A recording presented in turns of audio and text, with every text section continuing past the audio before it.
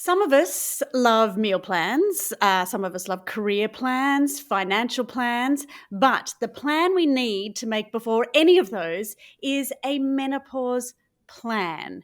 It's the steps you must take to safeguard your future health. Menopause is a major biological shift that impacts every system and every cell in your body.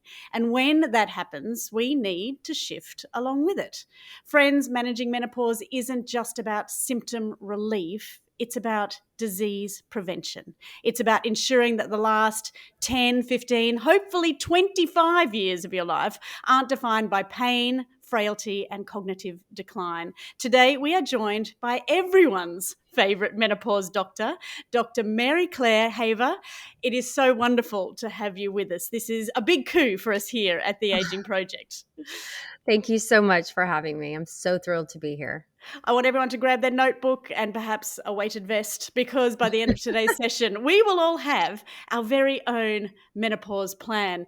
I know it's a big question, Mary, but where do we start? I would say educate yourself.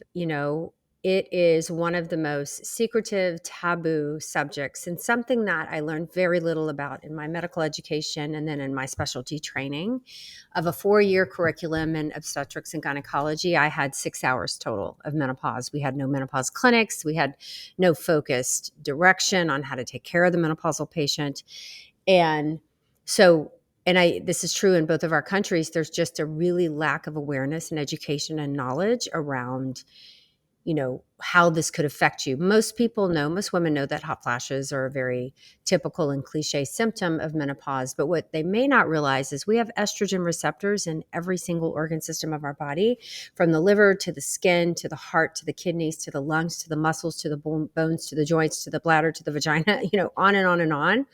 And what you may not realize is the symptoms you are having could be related to your menopause. So knowing that information up front, educating yourself, that's why I wrote The New Menopause, could really change your life and really take out some of the anxiety around you not understanding and your clinician not understanding what's happening to your body.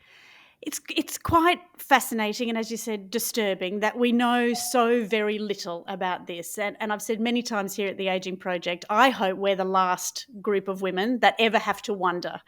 We know that our grandmothers probably never spoke about such things, perhaps lived in the dark.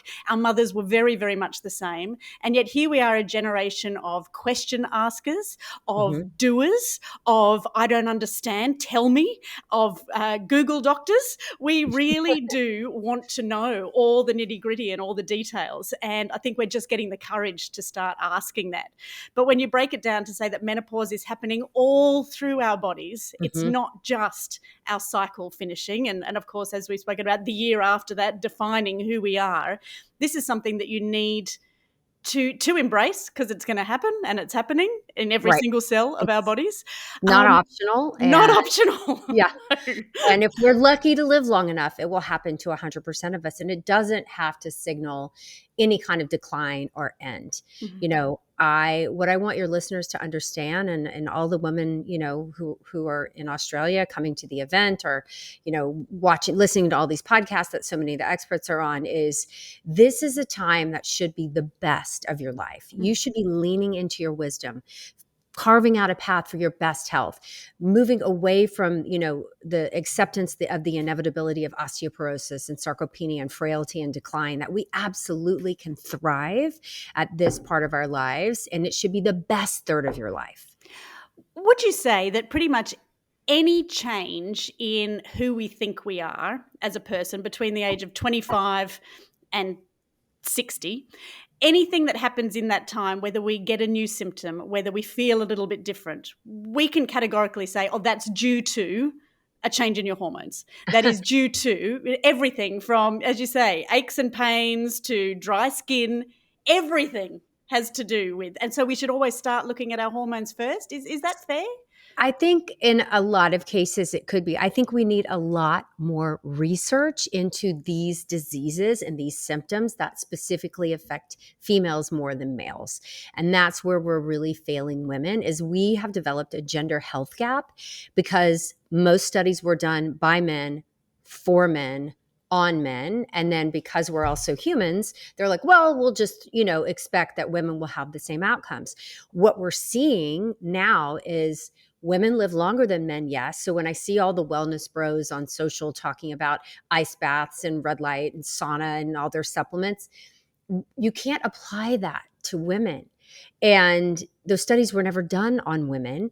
And we disease differently than our male counterparts. We have, our fluctuating hormones have us react differently to the environment. Our blood cells are different. Our blood vessels are different. And so even though we live longer, we live 20 to 25% in poorer health than our male counterparts. So if we had twin brothers, you would expect to live 4 years longer than him, but to spend 20% of your total life in much poorer health than him. And that is because women have not been prioritized in medicine around the world. We've just been expected to take the same medications as our male counterparts and disease the same. And that is not what's happening.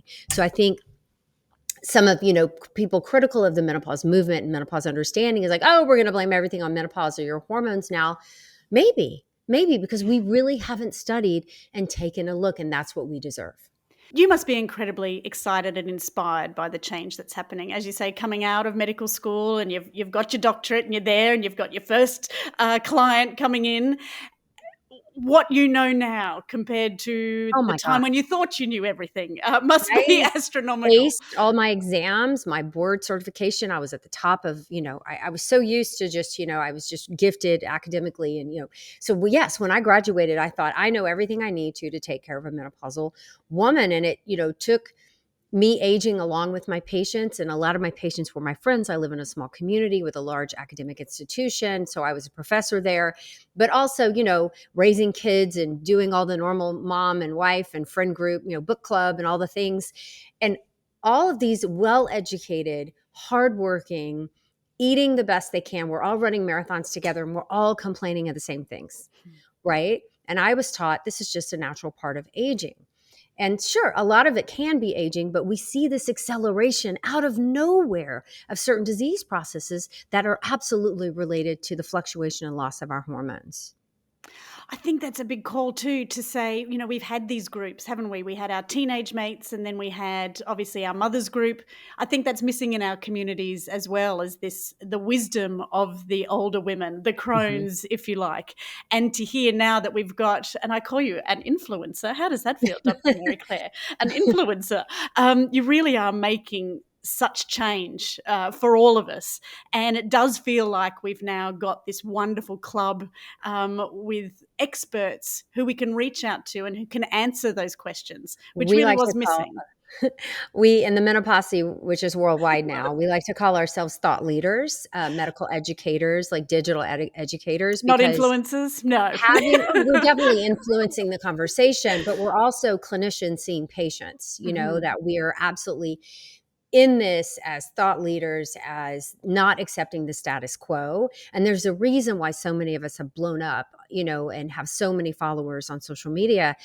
And it's because we are out there educating on a day-to-day basis, providing good, high quality, evidence-based information and giving women solutions to help them with the problems, and not telling them it's all in their head and this is just something you have to accept. Do you still get patients coming in without really any idea what's going on in their bodies? Not me. Because most of my patients have found me on social media. They've read my book. They've watched hundreds of videos of, me doing snippets of education. So I'm very fortunate in my personal practice that most of my patients come in with a really good baseline. So I don't have to take the hour of time that I've scheduled with them just doing basic education about what is menopause, what's the average age, da, da, da, da. Now, we spend all the time talking about solutions, unpacking their medical history, their family history, and trying to come up with their menopause toolkit for them so they can thrive for the next 30 years.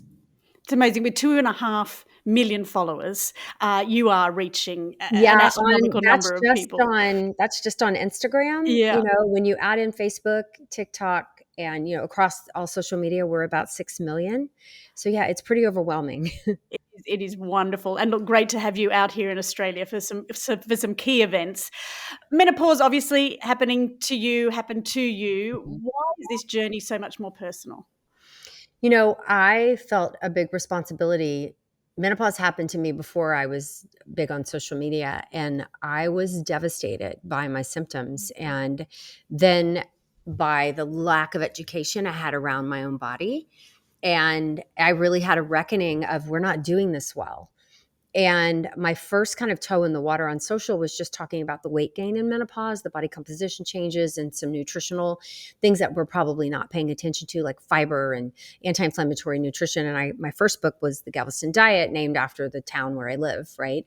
And did not expect things to explode around that conversation. And so many women were like so happy that anyone was talking about menopause, and they just felt like they weren't alone. And that's really what drove my growth on social, was just my willingness to get out there and be honest, and where I don't know enough and what I need to learn. I mean, the new menopause was really driven by my followers and all of the questions. I mean, when 10,000 women ask you about frozen shoulder and menopause, and those videos go viral, you realize they're not lying.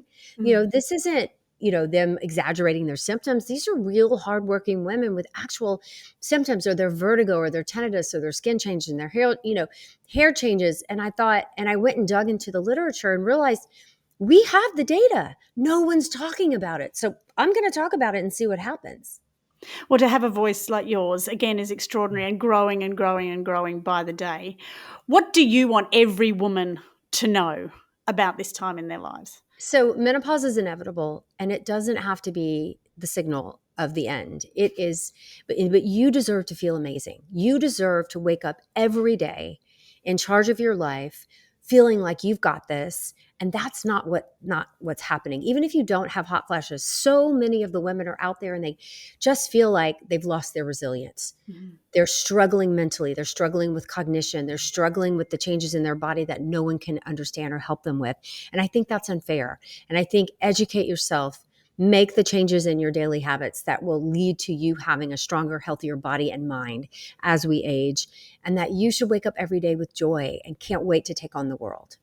That would be an amazing feeling for everybody. But it does take effort, doesn't it? And it does take It does. commitment. And you are going to have to make changes well beyond whether Most you're of us, taking yeah, me HRT. included. Yes, yeah. So, what does a day look like for you?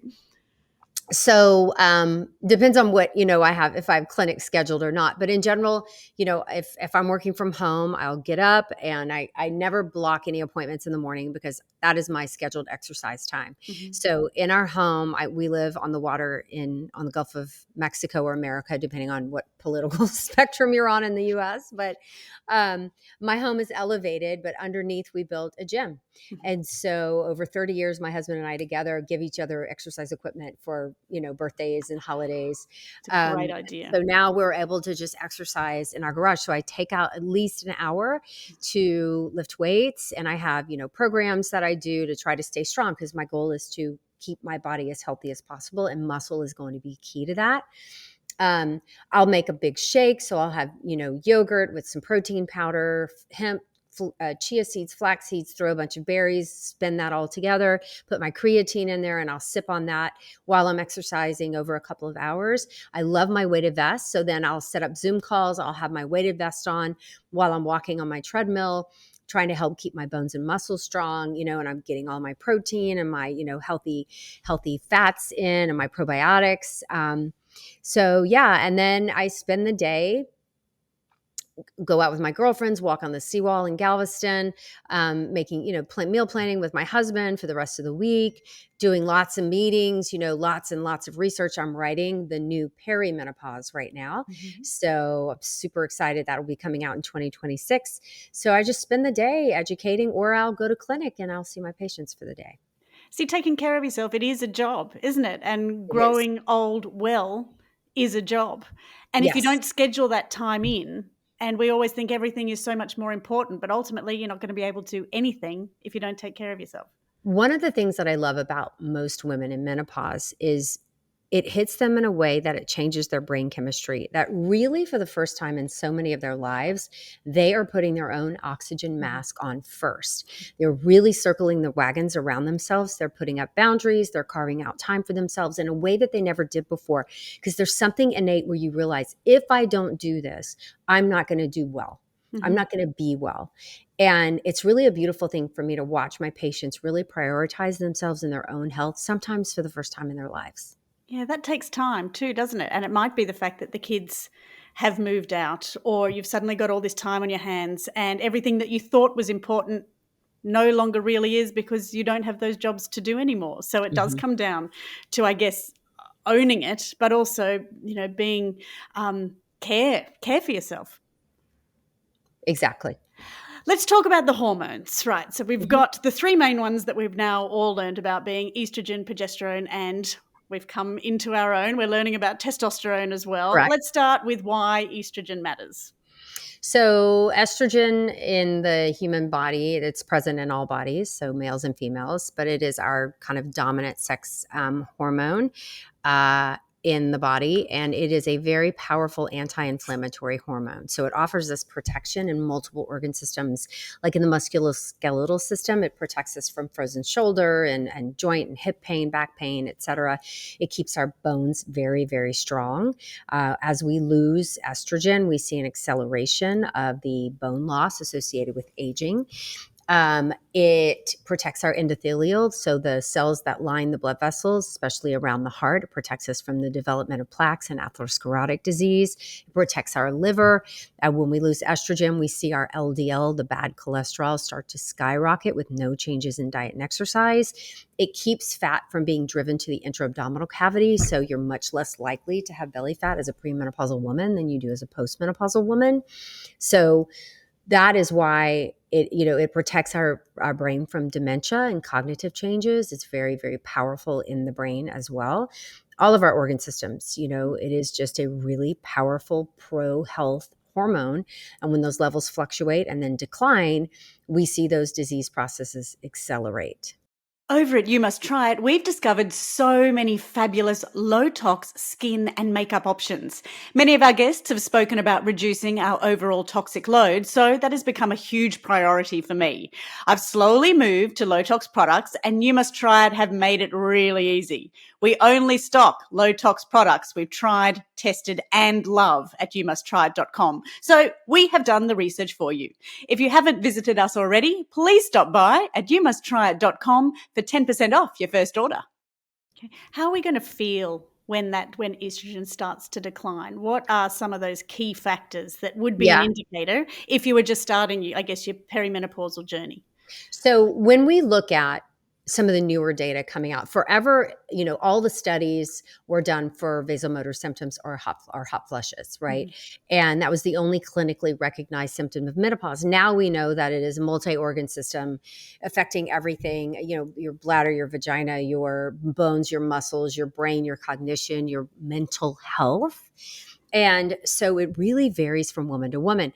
Doctors and clinicians love checklists, right? Or, if it looks like a horse, don't look for zebras, look for the horse if you hear hoofbeats. Mhm. So you think of the most common things, but how about a woman coming in with palpitations, weight gain, fatigue, low libido? Most clinicians are not trained. If she's 45, this is most likely part of her menopause journey. Mhm. So she ends up on a medication for her libido, a sedative for her sleep, a beta blocker for her palpitations, rather than people being taught and trained to connect the dots and realize, whoa, let's give her some estrogen, let's give her hormone therapy and see what gets better. And Mhm. so that's kind of a new concept, and it's miraculous in our patient populations. Can you take these on their own, or do they come sort of as a package deal? So if you have a uterus, you must have a progestin with your estrogen, a progestogen. And so in the US, it's kind of the same here. I have to be careful. I don't want to talk about products that aren't available in Australia. Mhm. But in the US, in most countries, you have an oral formulation and non-oral formulations. And non-oral could be patches, creams, gels, sprays, etc. Mhm. And it just depends on what's commercially available in the country and what's approved, by the Food and Drug Administration. I think you have an FDA here as well. Mhm. In the US, we also have compounding, which is like independent pharmacists can kind of cook up their own versions, which would be troches and creams. So it gets a little complicated. So Mhm. there's multiple ways to put estrogen back in your body. And I'm glad we have options because not everything works the same, as well as pills, right? For progesterone, it's a little bit different. It is a very large molecule and it's difficult to absorb well through the skin. So most doctors who are worried about protecting that uterine lining, which is why it's mandatory to give a woman progesterone, will do the oral micronized formulation. And we tell patients to take it at night because it is magical for sleep. Like it raises GABA in your brain and it just helps calm everything down. So for the nighttime anxiety, the restless legs, and the people who are waking up at 2 a.m. with their head spinning, progesterone is a miracle for them. I don't want to generalize, but I imagine there is very much a pro HRT section of the medical community. Is there still a con? Is there still negatives? Anyone who is outright HRT is just undereducated. They haven't been brought up to speed by their medical societies, which is a huge problem worldwide. Anyone who is categorically, I don't do HRT, I believe it's dangerous, just doesn't know the latest information. And I'm laying this at the feet firmly of the medical establishment in all countries that, doctors aren't educated on their own. They are educated by a set of guidelines and rules that are set out by these different organizations in our countries. And menopause has not been prioritized. Health of women after reproduction ends has not been prioritized. And this is a fight in both of our countries to make menopause education mandatory for every clinician who touches a woman. It should be every cardiologist, every reproductive endocrinologist, every nephrologist. It affects all of our organs. Why should this be dumped in the lap of every GP? So we really have to change how we educate doctors as far as women's health, and that making menopause, giving it what it deserves. Are you seeing that change coming? Slowly. When you disrupt the status quo, you're going to get pushed back. There are entire industries that are built on demonizing estrogen, on keeping women in their place, on selling her a statin and a sleeping pill. Pharmacology is not really, estrogen is cheap. Like giving a woman back estradiol, the natural form, orally is about $2 a month, and transdermally maybe $20 a month out of pocket, if it's not covered by, insurance or the NHS. And so, disrupting whole industries that have made billions of dollars selling alternatives to estrogen is really being met with resistance to some people who are enmeshed in the academic world because they built their whole careers on this. And it's just simply not right for women. Well, I guess 51% of the population living longer, healthier, doesn't really do a lot of companies a lot of good. Yes and no. I mean, we're losing women to the workforce when you really should be leaning into your wisdom and power. It's your time. The kids are gone. You're not having to take care of granny, of your mother yet. And so you are really like, this is your time. And then 1 in 5 in the UK, 1 in 10 in the US, I haven't seen the data out of Australia, are really being crippled by their menopause symptoms that are severely affecting their ability to work in the workplace. So it really is, as you say, having this plan, taking charge of what it is, educating yourself, and now there is, coping. And then finding a clinician who's willing to partner with you. And that can be a little hard to find because of the lack of standardized education and training. Imagine the amount of GPs and doctors that are females that have been working in the industry for so long, they hit perimenopause and menopause themselves and just go, oh my God. Is exactly what happened to me. I can sit here today and tell you that I was a terrible menopause doctor for most of my career. Terrible. I gaslit. I did what I was taught. Oh, you're gaining weight, work out more, eat less. Oh, you're not sleeping, here's a sleeping pill. Oh, you're depressed, here's an antidepressant. I didn't know enough to be able to recognize, and now my mission is to promote education and awareness so at least the patient can advocate for herself.